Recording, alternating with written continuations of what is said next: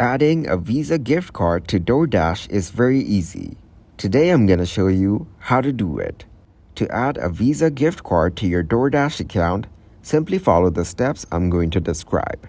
Then, log in to your Doordash account. Now select Payment Methods from the left-hand menu. After that, click on Add Payment Method. Then select Visa Gift Card. Now tap to enter your Visa gift card number, expiration date, and CV number. Then click on Add Payment Method. Once you've added your Visa gift card to your Doordash account, you can start using it to pay for your orders.